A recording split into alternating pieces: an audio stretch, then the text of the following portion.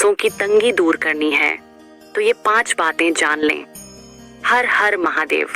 दोस्तों, हर इंसान को अपने जीवन में यह 5 बातें अच्छी तरह से समझ लेनी चाहिए, जिससे उसको जीवन में कभी गरीबी के दिन नहीं देखने पड़ेंगे। तो आखिर वह 5 बातें कौन सी हैं? आइए समझते हैं इस कहानी के माध्यम से। दोस्तों, भगवान शिव और माता पार्वती कैलाश पर्वत पर बैठे थे। तब भगवान शिव माता पार्वती से कहते हैं, हे देवी, इंसान यह 5 बातें समझ जाए तो कभी गरीब नहीं रहता है। फिर माता पार्वती कहती हैं, हे प्रभु, वो कौन सी 5 बातें हैं?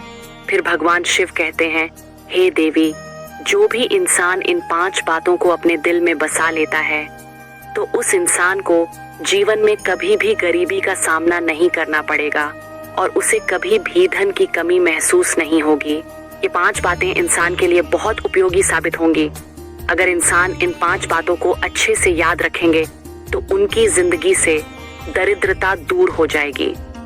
भगवान शिव कहते हैं, हे देवी, एक गांव में एक निर्धन व्यक्ति रहता था जिसके 6 बेटे थे। वह इतना गरीब था कि उसे 2 वक्त की रोटी भी मुश्किल से मिल पाती थी। उसका और उसके बेटों का पेट कभी भर नहीं पाता था। उसने जीवन में कभी अच्छे कपड़े और अच्छा खाना नहीं देखा था। वह निर्धन व्यक्ति अपने बेटों के साथ मिलकर एक सेठ के यहाँ काम करता था और बदले में सेठ उसे हर दिन 1 किलो चावल देता था। वह 1 किलो चावल लेकर घर आता और फिर उससे अपने लिए खाना बनाता। लेकिन उन 1 किलो चावल से बना खाना उस गरीब आदमी और उसके बेटों के लिए काफी नहीं होता था, क्योंकि उनका परिवार काफी बड़ा था। उस निर्धन आदमी के घर में खाने वाले ज्यादा सदस्य थे, इसलिए खाना हमेशा कम पड़ जाता था। अक्सर वे भूखे ही सो जाते थे। भगवान शिव कहते हैं, हे पार्वती, वह व्यक्ति ना तो पढ़ा लिखा था और ना ही उसने अपने बच्चों को पढ़ाया था। इस कारण उसे कोई अच्छा काम भी नहीं मिलता था। अपना पेट पालने के लिए वो और उसके बेटे साहूकार के यहाँ काम करने जाते थे। साहूकार की मजदूरी ही उनकी जीविका का मुख्य स्रोत था। साहूकार भी काफी चतुर था। उसे पता था कि यह अनपढ़ लोगों को कोई और काम नहीं देगा और ना ही इनके घर की हालत ऐसी है कि यह 1 सप्ताह बिना काम के गुजार सके। इसीलिए वो काम के बदले में मात्र 1 किलो चावल देकर उन्हें टाल देता था। भगवान शिव कहते हैं, हे देवी, इस दुनिया में आपकी कमजोरी का फायदा उठाने वाले कई इंसान होते हैं।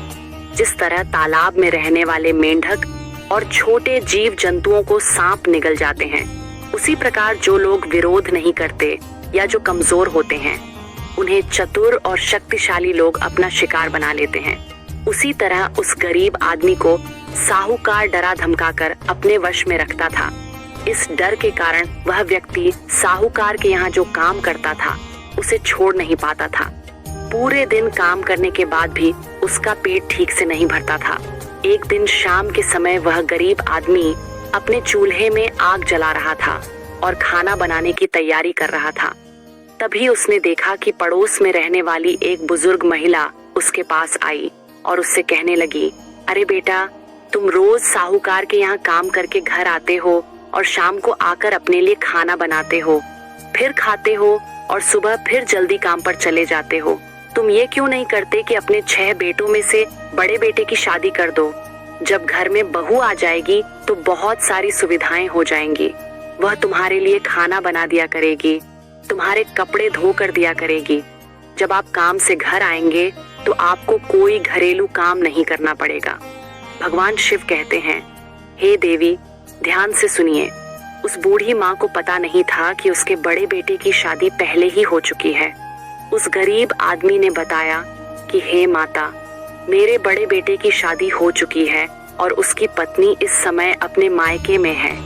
फिर बूढ़ी माता ने कहा, तो तुमने खाना बनाने के लिए अपनी बहू को क्यों नहीं बुलाया? वह व्यक्ति कहने लगा, हे माता, आप खुद देख रही हैं कि हमारे घर की स्थिति क्या है। ना तो बारिश से बचने के लिए छत है और ना ही सोने बैठने के लिए चारपाई।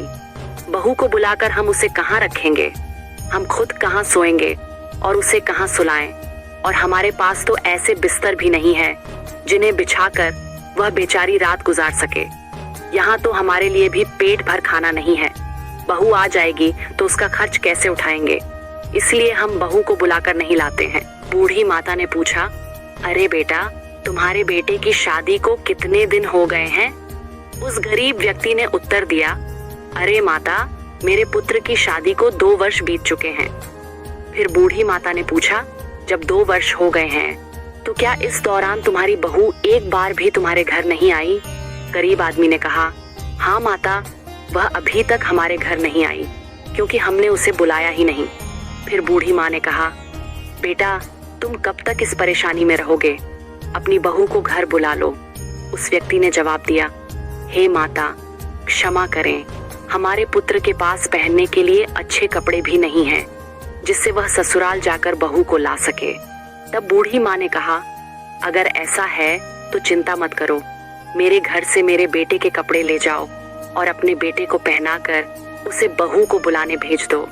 भगवान शिव माता पार्वती से कहते हैं कि वो बूढ़ी माता उस गरीब आदमी को अपने साथ अपने घर ले गई और अपने बेटे के कपड़े निकाल कर लाई और कहा, यह कपड़े तुम ले जाओ और अपने बेटे को पहना दो। अपने बेटे से कहो कि वह ससुराल जाकर अपनी पत्नी को ले आए।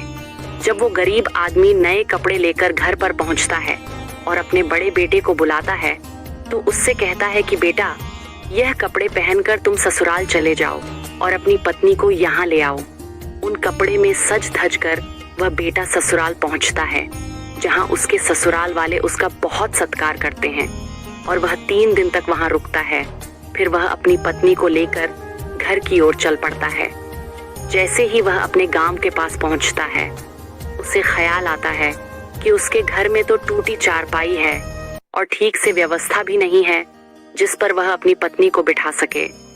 अगर इस समय उसकी पत्नी घर जाएगी तो उसे शर्मिंदगी महसूस होगी, इसलिए उसने सोचा कि वह अपनी पत्नी को पड़ोस की बूढ़ी माता के घर पर ही ठहरा देगा। यह सोचकर वह अपनी पत्नी को लेकर उस बूढ़ी महिला के घर जाता है और वहीं पर उसे ठहरा देता है। इसके बाद वह लड़का अपने घर लौट आता है। भगवान शिव कहते हैं, हे पार्वती, उस लड़की को यह नहीं मालूम था कि यह घर उसका नहीं है, बल्कि उसके पति ने उसे किसी और के घर में रुकवाया है। पूरी रात वो बहू उस बूढ़ी माता के घर पर रुकी रही। बूढ़ी माँ का घर बड़ा सुंदर था और बहू समझ रही थी कि यह उसके पति का ही घर है, लेकिन वह बार बार यह सोच रही थी कि उसका पति उसे इस घर में छोड़कर गया तो फिर वापस क्यों नहीं आया। दूसरी ओर जब सुबह होती है तो वह गरीब व्यक्ति अपने बेटों के साथ साहूकार के यहाँ काम करने चला जाता है। इधर उस बूढ़ी माता ने सोचा कि वह लड़का अपनी बहू को हमारे घर पर छोड़ गया, लेकिन अब तक उसे लेने नहीं आया। बूढ़ी माता ने 2 दिन तक इंतजार किया। जब वह उसे लेने नहीं आया तो बूढ़ी माँ ने सोचा कि चलो मैं ही इस बहू को उसके घर पहुंचा दूं। फिर बूढ़ी माता ने बहू से कहा, अरे बहू, लगता है तुम्हारा पति तो तुम्हें लेने नहीं आएगा, चलो मैं ही तुम्हें तुम्हारे ससुराल छोड़ देती हूँ। बूढ़ी माँ की बात सुनकर बहू हैरान हो जाती है और कहती है, ससुराल? कैसा ससुराल? क्या जिस घर में मैं रह रही हूँ वह मेरा ससुराल नहीं है? तब बूढ़ी माता उसे पूरी बात समझाती है और बहू को लेकर उसके घर जाती है। भगवान शिव कहते हैं कि जब वह नई बहू को लेकर उसके घर पहुंची और उसने घर की हालत देखी तो वह दंग रह गई। घर की स्थिति बहुत खराब थी। हर जगह चूल्हे बने हुए थे और हर एक में राख भरी पड़ी थी। घर के कोने कोने में राख बिखरी हुई थी। फिर उसने चारपाई की ओर देखा, वो भी टूटी हुई थी और बिस्तरों पर धूल जमी हुई थी। घर की छत और दीवारें भी टूटी और धुएं से काली हो चुकी थी। सारे बर्तन इधर उधर बिखरे पड़े थे। अपने ससुराल का ऐसा हाल देखकर बहू की आंखों में आंसू आ गए और वह बैठकर रोने लगी। वह बूढ़ी माँ उसे घर पर छोड़कर अपने घर चली गई थी। वह बेचारी अकेली अपने घर में बैठी अपनी किस्मत को कोसने लगी। वह बहू अपने घर की इस हालत को देखकर काफी देर तक रोती रही। फिर उसने सोचा कि चाहे रो या हंसू रहना तो मुझे इसी घर में है, क्योंकि मेरा विवाह यहीं हुआ है। फिर भगवान शिव कहते हैं कि वह बहू बहुत बुद्धिमान थी। उसने सोचा कि सिर्फ रोने से कुछ हासिल नहीं होगा, उसे खुद ही कुछ करना होगा। इसलिए उस बहू ने अपनी साड़ी का पल्ला कमर में बांधा और घर की स्थिति सुधारने में जुट गई। फिर भगवान शिव कहते हैं कि बुद्धिमान लोग मुश्किल समय में भी नहीं घबराते, बल्कि अपनी बुद्धि का इस्तेमाल करके परिस्थितियों को अपने अनुकूल बना लेते हैं। वह बहू उठी और घर में बने सभी चूल्हे को एक एक करके तोड़ दिया। सिर्फ एक चूल्हा छोड़कर वह सभी बिस्तरों को ध्यान से साफ करती है, उन्हें झाड़ती है, सभी बर्तनों को धोकर व्यवस्थित रखती है और काली दीवारों को पुताई कर साफ सुथरा बना देती है। इस प्रकार सफाई कर उसने अपने घर का रूप ही बदल दिया। भगवान शिव माता पार्वती से कहते हैं, हे प्रिय, इसीलिए स्त्री को घर की लक्ष्मी कहा जाता है। एक गृहिणी के बिना लकड़ी, ईंट और पत्थरों से बना घर घर नहीं कहलाता। स्त्री ही घर की शोभा होती है। फिर माता पार्वती कहती है, हे प्रभु, यह कहानी मुझे बहुत भा रही है, आगे क्या होता है? तब फिर भगवान शिव कहते हैं, हे प्रिय, वो बहू उस टूटे फूटे और नर्क जैसे घर को साफ सुथरा बना देती है और काम करते करते शाम हो जाती है। वह अपने पति के आने की प्रतीक्षा करती है। बहुत अंधेरा हो चुका था, लेकिन उसका पति अभी तक अपने भाइयों और पिता के साथ घर नहीं लौटा था। इसलिए वह बहुत चिंतित होने लगती है और सोचती है कि वह घर में अकेली है और उसका पति अभी तक नहीं आया है। उसे डर है कि कोई बुरा व्यक्ति उसके घर में ना घुस आए। उसके मन में ऐसी चिंता चल रही थी। तब तक वह क्या देखती है कि उसके ससुर अपने बेटों के साथ घर के अंदर आते हैं। जब वह घर के अंदर का दृश्य देखता है तो हैरान रह जाता है। वह देखता है कि घर की सूरत ही बदल चुकी है। वह अपनी बहू से जाकर सवाल करता है, बहू, ये तुमने कैसे कर दिया? हमारे घर में इतने चूल्हे थे, तुमने उन्हें क्यों तोड़ दिया? तब बहू जवाब देती है, पिताजी क्षमा करें, अब से इस घर में सिर्फ एक ही चूल्हा चलेगा और मैं सबके खाना बनाऊंगी। अब किसी को अलग चूल्हे पर हाथ जलाने की जरूरत नहीं है। बहू की इस समझदारी भरी बात को सुनकर उसका ससुर और देवर बहुत खुश होते हैं। फिर वे 1 किलो चावल जो साहूकार ने दिए थे उसने अपनी बहू को दे दिए। बहू ने उनसे खाना बनाया और सबको परोसा, लेकिन उस खाने से किसी का पेट नहीं भर पाया। 2 दिन तक बहू ने इसी तरह से उन्हें खाना दिया, लेकिन वह पर्याप्त नहीं था। तीसरे दिन बहू ने अपने ससुर से कहा, पिताजी, आप रोज साहूकार के यहाँ काम करते हैं और वह आपको रोज 1 किलो चावल देता है, लेकिन इन 1 किलो चावल से हमारा गुजारा नहीं हो पा रहा है। आज जब आप साहूकार के पास काम करने जाएंगे और वह शाम को आपको 1 किलो चावल देगा, तो उससे कहिए कि इन 1 किलो चावल से हमारा गुजारा नहीं चलता। हमें 1 किलो चावल की मात्रा 3 गुना और बढ़ा दीजिए, नहीं तो हम काम पर नहीं आएंगे। बहू की बात सुनकर वह गरीब व्यक्ति कहता है, अरे बहू, तुम नहीं जानती, वह साहूकार बहुत ही कंजूस और निर्दय है। अगर मैं उससे 1 किलो चावल की मात्रा 3 गुना बढ़ाने को कहूँगा तो वह साहूकार कहीं वह हमें काम से ना निकाल दे। इसी डर से मैं उससे यह बात कहने की हिम्मत नहीं जुटा पा रहा हूँ। फिर बहू ने उत्तर दिया, पिताजी, आप चिंता ना करें, आप एक बार उससे यह बात तो कहकर देखिए, क्योंकि कई बार हम अपनी कमजोरियों की वजह से खुद को मिलने वाले फायदे से वंचित कर लेते हैं। अक्सर हम अपने दिमाग से दूसरों के दिमाग की सोच बना लेते हैं और उन्हीं सोच में उलझकर हम डरते रहते हैं और उसी डर की वजह से खुद को मिलने वाले लाभ से वंचित कर देते हैं। बहू ने समझाया, देखिए, आप ये बात साहूकार से जरूर कहिए, वो आपको कुछ नहीं कहेगा। अगले दिन वो गरीब आदमी अपनी बहू के कहने पर साहूकार के पास काम पर जाता है। पूरे दिन काम करता है और शाम को जब साहूकार उसे 1 किलो चावल देता है तो वो आदमी कहता है, साहूकार जी, आप जो 1 किलो चावल मुझे दे रहे हैं उनसे हमारा गुजारा नहीं हो पाता है, क्योंकि हमारा परिवार बड़ा है और अब हमारी नई बहू भी आ गई है। मुझे अब चावल की मात्रा 3 गुना बढ़ा कर दीजिए। फिर भगवान शिव कहते हैं कि उस व्यक्ति की बात सुनकर साहूकार ने चावल की मात्रा 3 गुना बढ़ा दी। उस चावल को लेकर वह गरीब आदमी खुशी खुशी घर लौट आया। फिर उसकी बहू ने उस चावल को पीसकर सबके लिए भोजन तैयार किया और उस दिन सबका पेट भर गया। ये सिलसिला कुछ दिनों तक चलता रहा। फिर एक दिन बहू ने अपने ससुर से कहा कि जब आप काम पर जाएं तो साहूकार से चावल थोड़ा और बढ़ाने के लिए कहे, क्योंकि जो मिल रहा है वह पर्याप्त नहीं है। इस पर ससुर ने जवाब दिया कि मैं पहले ही बहुत डर गया हूँ और अब हम में इतनी हिम्मत नहीं कि फिर से साहूकार से यह बात कह सकूं। तब बहू ने समझाया कि आप डरे नहीं, साहूकार आपको काम से नहीं निकालेगा। बेफिक्र होकर जाइए और उससे चावल बढ़ाने की बात कहिए, वह जरूर मान जाएगा। फिर भगवान शिव माता पार्वती से कहते हैं, हे प्रिय, अब वह गरीब व्यक्ति अपने बेटों के साथ साहूकार के यहाँ काम करने जाता है और दिन भर मेहनत करता है। शाम को जब साहूकार उसे 3 गुना चावल देता है तो वह गरीब आदमी हाथ जोड़कर विनती करता है, साहूकार जी, कृपया चावल की मात्रा थोड़ी और बढ़ा दीजिए, इतने में हमारा गुजारा नहीं होता। गरीब आदमी की बात सुनकर साहूकार ने चावल की मात्रा 3 गुना और बढ़ा दी। अब वे सभी लोग खुशी खुशी घर लौट आए। इस तरह उस घर की बहू ने रोज 3 किलो चावल बचा कर रख लिया और धीरे धीरे काफी चावल जमा कर लिया। एक दिन उसने अपने ससुर से कहा, पिताजी, अगर आप इसी तरह मजदूरी करते रहे तो हम जीवन में कुछ नहीं कर पाएंगे। उन्नति के लिए मनुष्य को अपनी सोच बदलनी चाहिए। जो अपनी सोच को कुएं के मेंढक की तरह सीमित रखता है वह कभी तरक्की नहीं कर पाता और उसका जीवन गुलामी में ही बीत जाता है।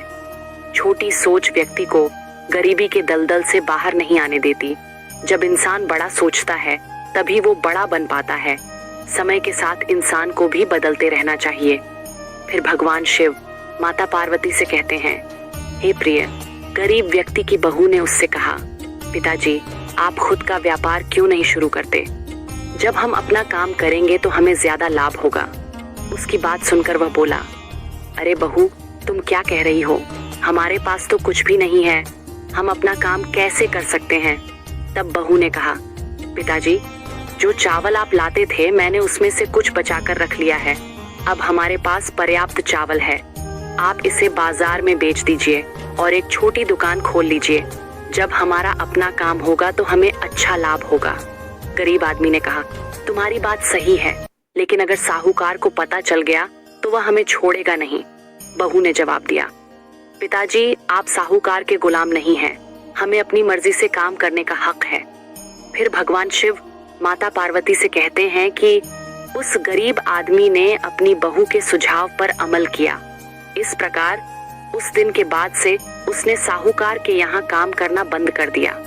फिर उन्होंने बाजार में एक दुकान देखी, चावल बेचा और एक किसान के रूप में अपनी खुद की दुकान खोली। धीरे धीरे उनकी दुकान अच्छी चलने लगी और उनका गुजारा भी बेहतर हो गया।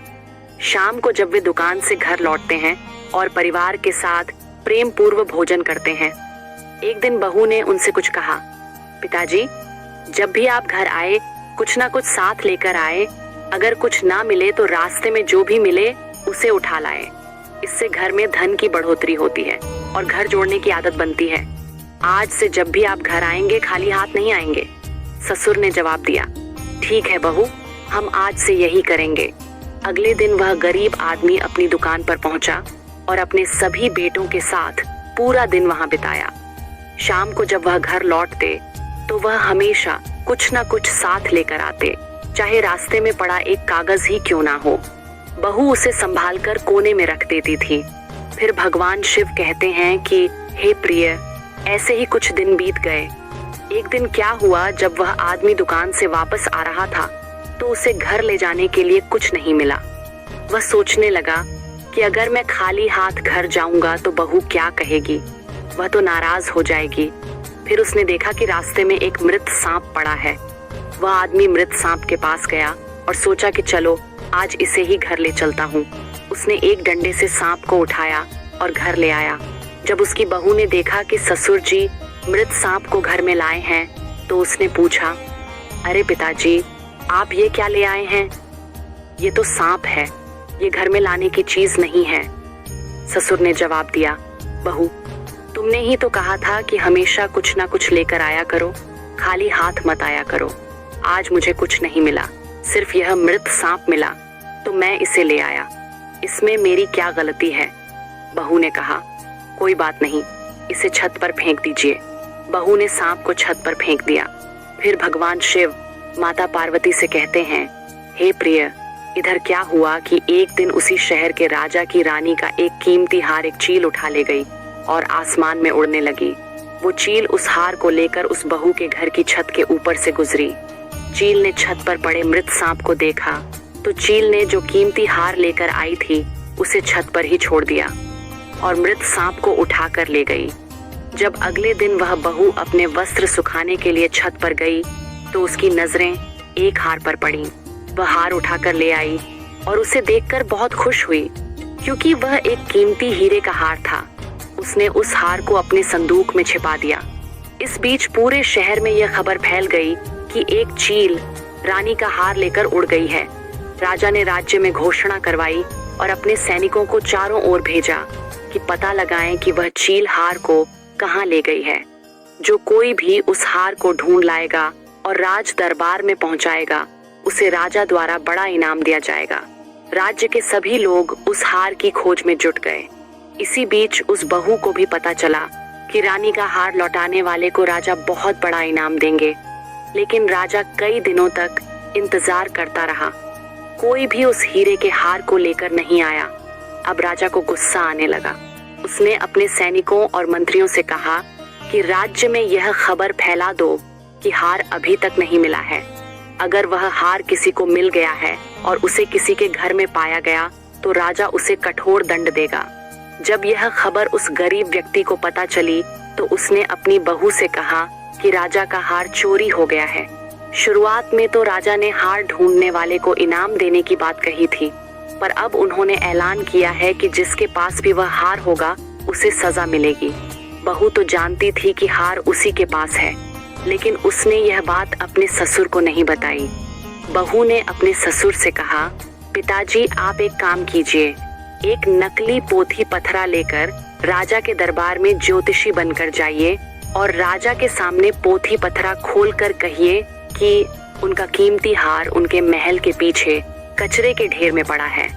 बहू की यह बात सुनकर वह आदमी घबरा गया और बोला, क्या तुम पागल हो गई हो? मैं तो उस हार के बारे में जानता भी नहीं हूँ। अगर मैं राजा के सामने झूठ बोलूंगा तो राजा मुझे बड़ी सजा देगा। फिर बहू ने उत्तर दिया, पिताजी आप डर क्यों रहे हैं? जो मैं कह रही हूँ बस वही कीजिए। इस तरह उस गरीब बहू की बातों पर भरोसा करके वह आदमी नकली ज्योतिषी बन गया और पोथी लेकर राजा के दरबार में पहुंच गया। उसने राजा से कहा, महाराज मैं एक बहुत विद्वान ज्योतिषी हूँ। मैंने आपके हार का पता लगा लिया है। वह आपके महल के पीछे कूड़े में पड़ा है। राजा ने जब उसकी बातें सुनी तो उन्होंने अपने सिपाहियों को बुलाया और कहा कि जाकर महल के पीछे के कूड़े में से हार को ढूंढो। फिर भगवान शिव माता पार्वती से कहते हैं, हे प्रिय, राजा के सैनिक आने से पहले ही बहू ने राजमहल के पीछे जाकर हार को कूड़े में फेंक दिया और फिर वह चुपचाप अपने घर वापस चली गई। उधर जब राजा के सैनिक उस हार को खोजने महल के पीछे गए तो उन्हें वह हार मिल गया और उन्होंने उसे राजा को सौंप दिया। राजा उस गरीब व्यक्ति से बहुत प्रसन्न हुआ और बोला, तुमने हमारा हार ढूंढ निकाला, इसलिए तुम हमसे जो चाहो मांग लो। तब वह व्यक्ति बोला, हे राजन, कृपया मुझे क्षमा करें। मैं अपने घर जाकर अपनी बहू और बच्चों से सलाह करके ही आपसे कुछ मांगूंगा। राजा ने कहा, ठीक है, जाओ और अपने परिवार से सलाह लेकर आओ। अब वह गरीब व्यक्ति अपनी बहू के पास गया और बोला कि राजा उससे इनाम मांगने को कह रहा है, मैं क्या मांगूं? फिर बहू ने कहा, पिताजी आप जाकर पहले राजा से वचन ले लीजिए, फिर उसके बाद में जब वह वचन दे दे तब उससे मांगिए कि महाराज इस बार दिवाली पर किसी के भी घर में दिया न जले। राज्य का कोई भी व्यक्ति अपने घर में दिया न जलाए। बहू की बात सुनकर वह गरीब आदमी डर गया और बोला, बहू यह तुम क्या क्या कह रही हो? राजा मुझे फांसी पर लटका देगा। बहू ने कहा, पिताजी आप घबराइए नहीं, जो मैं कह रही हूँ वही कीजिए। बहू के बार बार आग्रह करने पर वह गरीब आदमी राजा के पास गया और बोला, हे राजन, पहले आप वचन दीजिए तभी मैं आपसे कुछ मांगूंगा। अगर आप वचन नहीं देंगे तो मैं कुछ भी नहीं मांगूंगा। राजा ने प्रतिज्ञा की और घोषणा की कि जो भी आप मांगेंगे हम वही आपको प्रदान करेंगे। व्यक्ति ने राजा से वही कहा जो उसकी बहू ने उसे बताया था। उसने कहा कि इस वर्ष दिवाली आ रही है और हमारी आपसे यह इच्छा है कि इस दिवाली पर राज्य का कोई भी निवासी अपने घर में दीपक ना जलाए। पूरे नगर में अंधकार होना चाहिए और दीपक केवल हमारे घर में ही जलना चाहिए। गरीब आदमी की बात सुनकर राजा क्रोधित हो गए और बोले, क्या तुम्हारा दिमाग खराब हो गया है? मैं कैसे पूरे राज्य को अंधेरे में डुबो दूं? गरीब आदमी ने कहा, महाराज क्रोध क्यों करते हो? अगर आप नहीं देना चाहते तो मना कर दीजिए। बहुत विचार विमर्श के बाद राजा ने कहा, ठीक है, हमने वचन दिया है तो हम उसे निभाएंगे। राजा ने नगर में घोषणा करवा दी कि इस दिवाली पर कोई भी दीपक नहीं जलाए, केवल उस व्यक्ति के घर में ही दीपक जलेगा। जब धनतेरस आई तो किसी के भी घर में दीपक नहीं जला, सिवाय उस व्यक्ति के घर में जहां उसकी बहू ने दीपक जलाया। जब शाम को माता लक्ष्मी रिद्धि सिद्धि के साथ उसी नगर में आई तो उन्होंने देखा कि पूरे नगर में अंधेरा छाया हुआ है। माता लक्ष्मी ने रिद्धि सिद्धि से पूछा, यह क्या बात है? तब रिद्धि सिद्धि ने माता लक्ष्मी को पूरी कहानी बताई।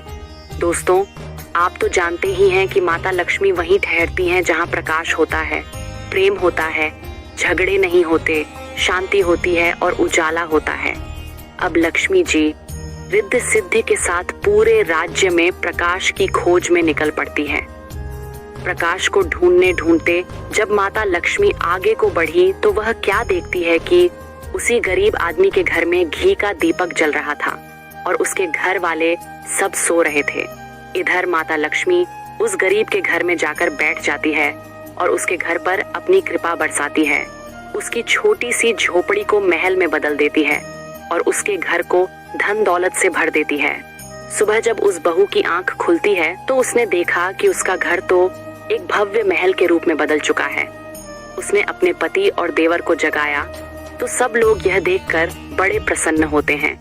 उनकी आंखों में खुशी के आंसू छलक आते हैं।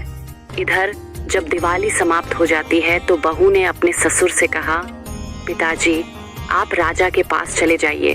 पूरे राज्य में दीपक ना जलने के कारण राजा बड़ा गुस्से में होगा। राजा से कहना कि हमारे राज्य पर बहुत बड़ी विपत्ति आने वाली थी, सो अंधेरा होने के कारण वह विपत्ति टल गई। गरीब आदमी ने वही किया।